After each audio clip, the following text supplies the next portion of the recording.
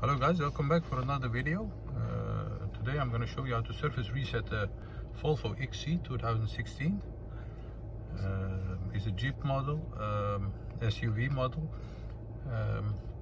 Before we start, I want to mention our YouTube channel, Surface Reset My Car. We do all kind of services to all brands of cars, and we can reset all kind of service for all model of cars. So subscribe if you want to see our other videos. We have more than 60 videos online.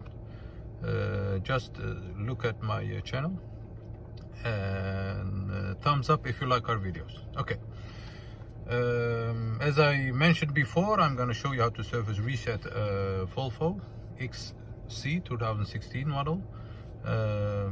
Before we start, we have to stop the car like this, and you have to first step is to turn the engine button without starting the car to the right. As you can see, the instrument cluster reacts to that. Okay, and now we have to start the car, but before starting the car you have to press this button, the minus button on the left side of the steering wheel. You press this button, press the brake button,